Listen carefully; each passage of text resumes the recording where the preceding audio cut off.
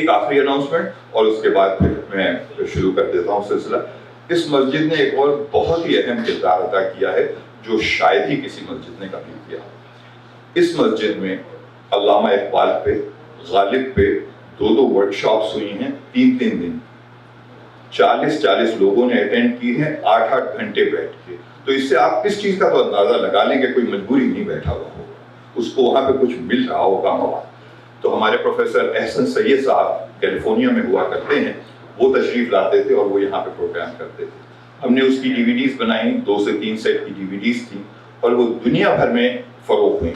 Botswana افریقہ سے لے کے آسٹریلیا، سنگاپور سے لے کے مڈل ایسٹ اور آبویسلی ہندوستان اور پاکستان کے ساتھ ساتھ USA میں.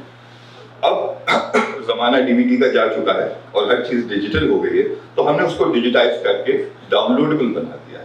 اور ڈاؤن لوڈ کرنے کا بہت ہی آسان طریقہ ہے. اگر آپ کو اس شکل کا کوئی پرچہ کہیں نظر آئے یا اس کا چھوٹا بچہ کہیں آپ کو مل جائے تو آپ اس کو ڈائریکٹلی اسکین کر سکتے ہیں اور یہ آپ کو اس ویب سائٹ پہ پہنچا دے گا جہاں آپ اس کا نمونہ دیکھ سکیں گے، اور اگر ڈاؤن لوڈ کرنا چاہیں گے تو ڈاؤن لوڈ کر سکیں گے. یہ اعلانات تھے. اس کے بعد میں چاہوں گا کہ اپنے صدر محترم کو دعوت دوں. ان کا تعارف میں یوں کرا دوں کہ علامہ اقبال نے انہی کے بارے میں بہت دنوں پہلے کہہ دیا تھا کہ نگاہ مرد میمن سے بدل جاتے ہیں. تو اب آپ کے لیے آپ کی خدمت میں آپ کے حوالے کرتا ہوں صدر صاحب کو، اور صدر صاحب کے حوالے کرتا ہوں آپ حضرات کو جناب ہارون دوسانی صاحب. بہت بہت شکریہ حسن بھائی. اور میں سب سے پہلے تو آپ تمام خواتین و حضرات کا شکریہ ادا کرنا چاہتا ہوں. آپ لوگ یہاں تشریف لائے. یہ ہمارا 6واں مشاعرہ ہے اور اتفاق سے یا زبردستی میں اس کا 6 مرتبہ میں صدر رہا ہوں. تو ایک مرتبہ پھر برداشت کرنا ہوگا. تو میں خاص طور پر مریم مسجد کی انتظامیہ اور مریم ریکریشنل سینٹر کے انتظامیہ کا بہت بہت مشکور ہوں کہ انہوں نے ہمیں ایک مرتبہ پھر موقع دیا اس محفل کے انعقاد کے لیے. تو بہت بہت شکریہ.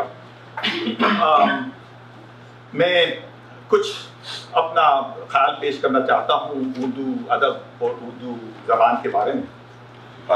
تو اس کی میں کچھ اس طرح سے اطلاع کرتا ہوں کہ یا رب تیرے نام سے آغاز کرتا ہوں، یا رب تیرے نام سے آغاز کرتا ہوں، تیرا بندہ ہوں تیری رحمتوں پہ ناز کرتا ہوں. کیا تیرا بندہ ہوں تیری رحمتوں پہ ناز کرتا ہوں.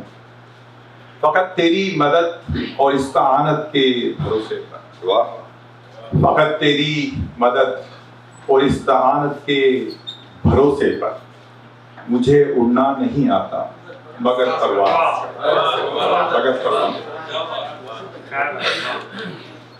یاسر بھائی آپ جہاں پہ بھی ہوں مائکروفون اسپیکر کے لیول تھوڑا سا اوپر کر دیں پیچھے والوں کو. بہت شکریہ آپ کا. سوری.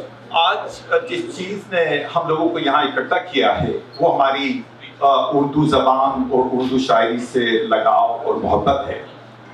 اردو زبان جس نے پچھلی صدیوں سے ہمارے دل و دماغ کے لیے، ہماری اظہار خیال کے لیے ہمیں الفاظ دیے، ہمارے مزاج کے لیے ہمیں رنگ دیے، ہمارے عقل و شعور کے لیے روشنی دی.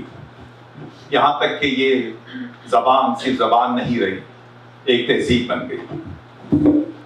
اردو زبان کی اپنی فطرت کے اندر ایک شاعرانہ مزاج اور اس کی روایات نے ہمیں ایک موقع دیا کہ ہم اپنے دلوں کی گہرائیوں کے ساتھ، ہم اپنی خوشیوں غموں، ہم اپنی محبتوں خوابوں اور تمناؤں کا اظہار کر سکیں.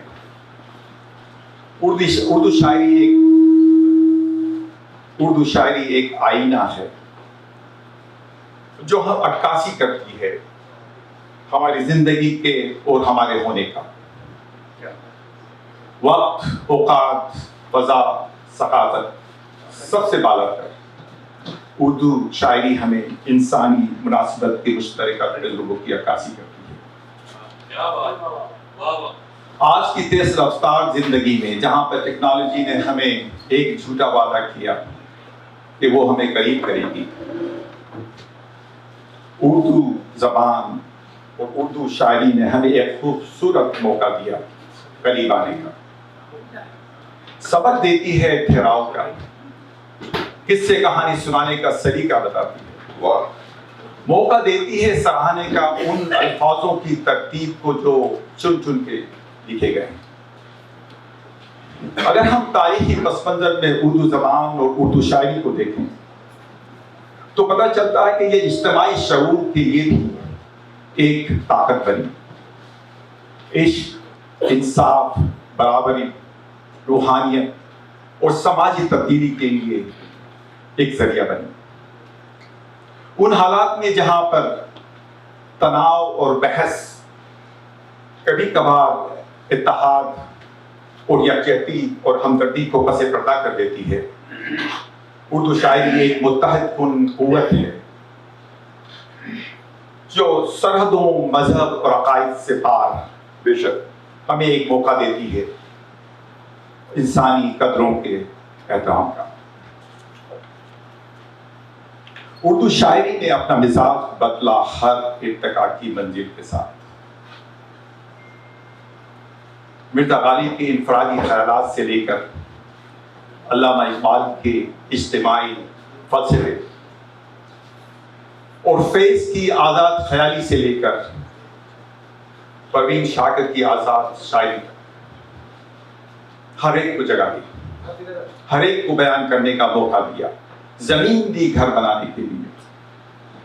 آج شام جب ہم ان شعراء کرام کو سنیں گے تو میری خواہش ہے کہ ہم نہ صرف ان الفاظوں کو اور ان کی ترتیب کو محسوس کریں بلکہ ہم ان موضوعات پر بھی غور کریں جو ان خوبصورت الفاظوں کے پیچھے چھپے ہوئے ہیں. اگر ہم ایسا کر کے بتائیں تو ہمارا مقصد آج شام کا پورا ہو جاتا ہے. واہ. اس خواہش کے ساتھ میں اس کو اختتام کرتا ہوں.